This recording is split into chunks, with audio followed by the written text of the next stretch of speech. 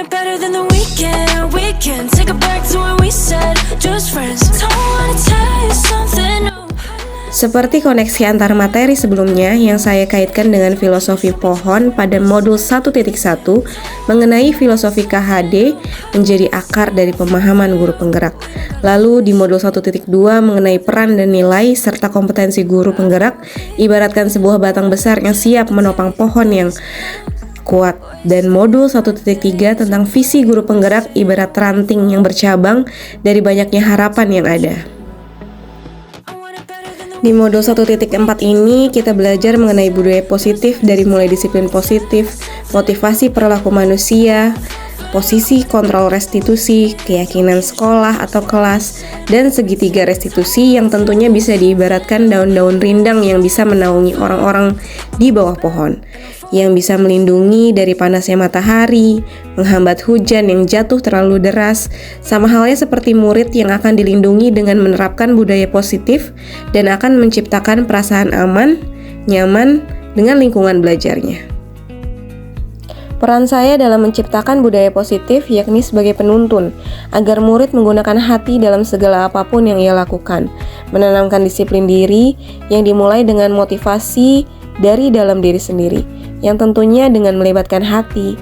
Saya menggunakan apresiatif inquiry yang bisa diterapkan dengan berfokus pada hal-hal yang positif dan menggunakan kata-kata positif yang dapat menimbulkan perasaan aman dan nyaman pada murid. Dalam modul 1.4 ada 5 konteks yang saya pelajari. Yang pertama ada disiplin positif, yang tentunya bisa diterapkan dengan menerapkan disiplin diri terlebih dahulu, yang berasal dari diri sendiri. Yang kedua ada motivasi perilaku manusia. Motivasi terbagi menjadi 3, ada yang berdasarkan hukuman, ada yang berdasarkan penghargaan, atau motivasi yang berasal dari dalam diri sendiri. Yang ketiga, saya belajar tentang posisi kontrol restitusi. Dari 5 posisi kontrol, ada 2 posisi kontrol yang negatif, dan ada 3 posisi kontrol yang bisa digunakan dengan jangka waktu yang panjang. Yang keempat, saya belajar tentang keyakinan sekolah atau kelas. Bagaimana cara membuat keyakinan kelas dan apa-apa saja yang perlu diterapkan, saya pelajari di sana. Dan yang terakhir, saya mempelajari tentang segitiga restitusi.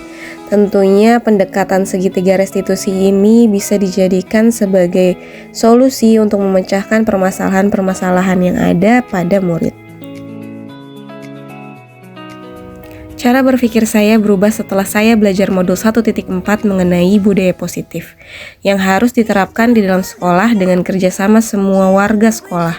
Dari mulai disiplin positif yang bisa kita terapkan pada diri sendiri, motivasi yang harus ditumbuhkan, bukan berdasarkan penghargaan atau hukuman, melainkan berasal dari hati sendiri. Jadi pada modul ini saya belajar bahwa segala hal harus dikerjakan dengan hati agar bisa direspon dengan hati juga dan dapat berlangsung dalam jangka waktu panjang. Pengalaman yang saya pernah alami adalah membuat keyakinan kelas bersama dengan murid agar semua murid merasa nyaman di kelas. Hal ini tentu efektif karena murid dilibatkan langsung dalam membuat keyakinan kelas yang nantinya akan diyakini bersama, dibandingkan dengan memberi banyak peraturan kelas yang tidak dipahami dan tidak diyakini bersama. Ini membuat murid menumbuhkan motivasi dari dalam diri untuk melakukan hal sesuai dengan keyakinannya. Perasaan saya dalam menjalani peran menciptakan budaya positif tentu sangat berhati-hati dan penuh rasa sayang terhadap murid.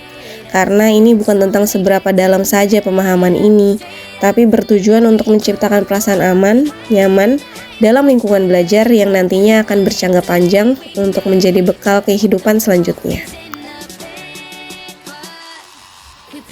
Dalam penerapan modul 1.4 ini masih banyak yang perlu saya perbaiki, terutama pada bagian mengelola hati saya sendiri, yang terkadang masih belum bisa menempatkan antara emosi dan simpati yang harus ditumbuhkan.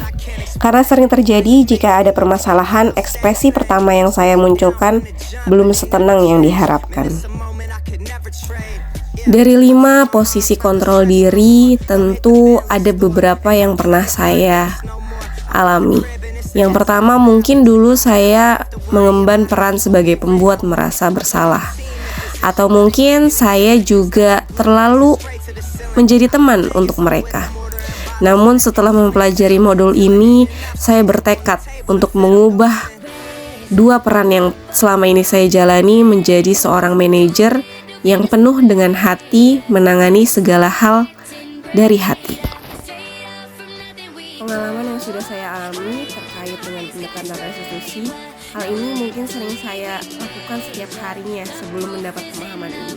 Namun memang belum terlalu terarah dan sesuai dengan tahapan. Memang pendekatan dengan hati ini lebih efektif jika diterapkan di sekolah, terlebih lagi sekolah yang saya ampu adalah SMA.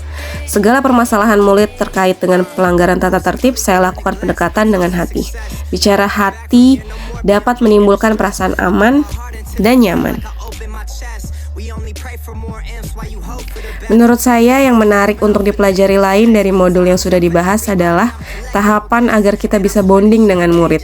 Bervariasinya karakter murid membuat tahapan bondingnya pasti berbeda-beda. Hal ini terinspirasi dari murid saya yang memiliki karakter yang istimewa, tidak bisa disamakan dengan yang lain. Sehingga tahapannya pun dirasa berbeda sesuai dengan pengalaman yang sudah saya alami. Namun alangkah lebih baiknya jika kita pelajari secara mendalam. Cukup sekian dan terima kasih. Sampai jumpa.